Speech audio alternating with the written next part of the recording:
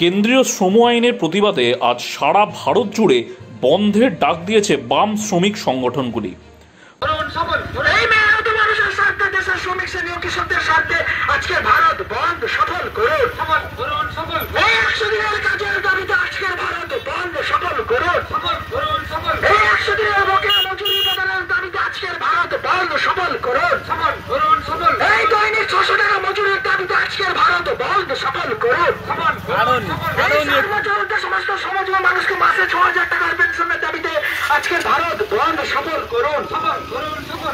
প্রাকৃতিক দুর্যোগকে অগ্রাহ্য করে পশ্চিমবঙ্গে বামপন্থী বন্ধের সমর্থকরা নানান জায়গায় বন্ধের সমর্থনে কোথাও রাস্তায়, কোথাও ট্রেন লাইনে দাঁড়িয়ে অবস্থান করে।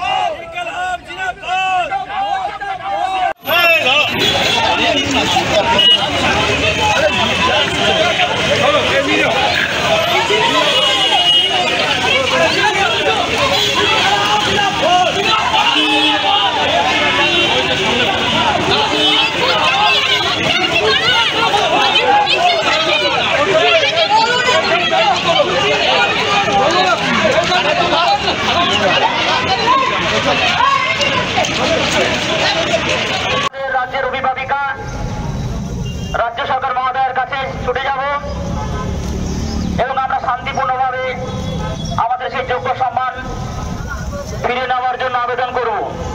তাই আপনারা যে সকল সহযোগিতা, যে সকল গ্রুপ সি কর্মী, যে সকল যোগ্য গ্রুপ ডি কর্মী যারা কলকাতার বিভিন্ন প্রান্ত থেকে, রাজ্যের বিভিন্ন প্রান্ত থেকে, বিভিন্ন জেলা থেকে যারা আজকের এই শান্তিপূর্ণ নবান্ন অভিযানকে সাফল্যমণ্ডিত করবার জন্য এসেছেন, তাদের সকলকে এই মাইক্রোফোন অর্থাৎ সদনের সামনে আসার জন্য আহ্বান করছি।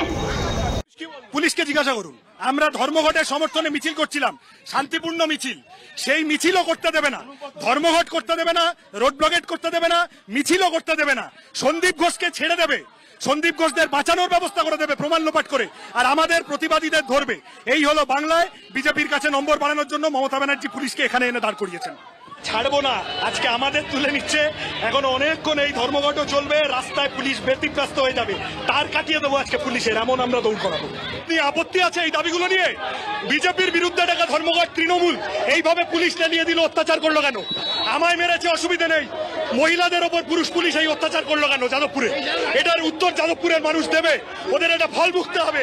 এই পুলিশ, এরা তৃণমূলের, এদের মালকিন হচ্ছে চালচোর, আর এরা টায়ার চোর।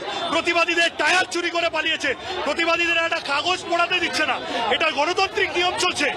আক্রমণটা কখন?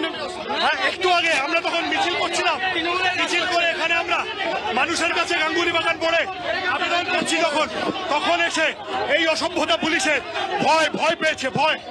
এটিএন বাংলা, কলকাতা।